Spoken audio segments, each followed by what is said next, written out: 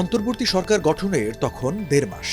২৪ September বার্তা সংস্থা Reuters প্রকাশ করে সেনাপ্রধান জেনারেল ওয়াকারুজ্জামানের সাক্ষাৎকার। দীর্ঘ সাক্ষাৎকারে সেনাপ্রধান আশা প্রকাশ করেন আগামী ১৮ মাসের মধ্যে হতে পারে জাতীয় নির্বাচন। জেনারেল ওয়াকারুজ্জামান বলেন, আমি তাকে সমর্থন করব, পরিস্থিতি যাই হোক না কেন, যেন তিনি তার কাজ সম্পন্ন করতে পারেন। আপনি যদি আমাকে জিজ্ঞাসা করেন তাহলে আমি বলবো যে ওই সময়সীমার মধ্যে আমাদের একটি গণতান্ত্রিক প্রক্রিয়ায় প্রবেশ করা উচিত।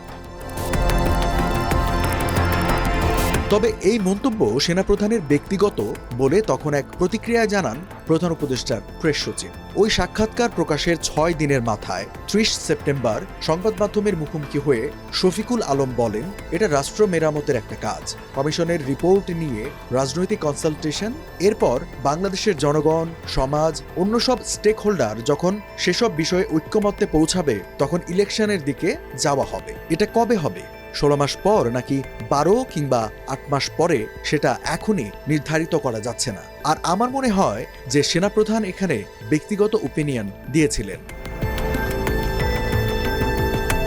এরপর কেটে গেছে ৩.৫ মাস। প্রতিবেশী দেশ ভারতের সঙ্গে সম্পর্কে টানাপোড়েন সহ নানা চ্যালেঞ্জের মুখোমুখি হয়ে অক্টোবর নভেম্বর শেষ করে বাংলাদেশ। বিজয়ের মাস ডিসেম্বরে বড় করে সামনে আসতে থাকে ৭১-এর মহান মুক্তিযুদ্ধে জামায়াতের ভূমিকা নিয়ে নানা প্রশ্ন।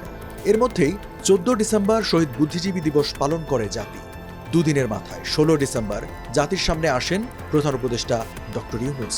ধারণ করা ভাষণে আগামী বছর ২০২৫ সালের শেষ দিক থেকে ২০২৬ সালের প্রথমার্ধের মধ্যে দেশে জাতীয় নির্বাচনের সময় নির্ধারণ করা যায় বলে জানান তিনি। ২০২৫ সালের শেষ দিক থেকে ২০২৬ সালের প্রথমার্ধের মধ্যে নির্বাচনের সময় নির্ধারণ করা যায়। ডক্টর মোহাম্মদ ইউনূস বলেন, যদি অল্প কিছু সংস্কার করে ভোটার তালিকা নির্ভুলভাবে তৈরি করার ভিত্তিতে নির্বাচন সম্পন্ন করতে হয় তাহলে ২০২৫ সালের শেষের দিকে নির্বাচন অনুষ্ঠান হয়তো সম্ভব হবে। আর যদি এর সঙ্গে নির্বাচন প্রক্রিয়া এবং নির্বাচন সংস্কার কমিশনের সুপারিশের পরিপ্রেক্ষিতে এবং জাতীয় ঐক্যমত্যের ভিত্তিতে প্রত্যাশিত মাত্রার সংস্কার যোগ করি তাহলে আরও অন্তত ৬ মাস অতিরিক্ত সময় লাগতে পারে।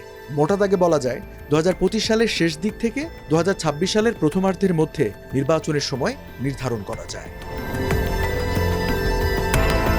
নির্বাচনের এই সময়সীমা নিয়ে সেনাপ্রধান শুরুতে যে মন্তব্য করেছিলেন তার সঙ্গে সাদৃশ্য পাওয়া যায় ডক্টর ইউনূসের বক্তব্যের।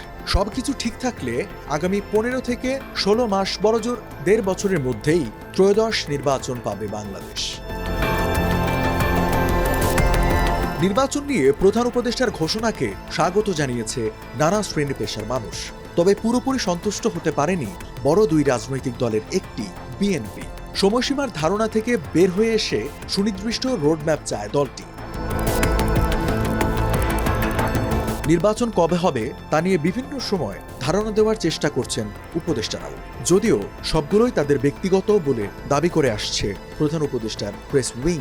তবে স্পষ্ট রোডম্যাপ যখনই হোক, এখন থেকে সবচেয়ে বেশি সময় ১.৫ বছরের মধ্যে যদি নির্বাচন হয় তাহলে এখনকার অন্তর্বর্তী সরকারের মেয়াদ হবে সেনা সমর্থিত 1-11 সরকারের চেয়েও কম।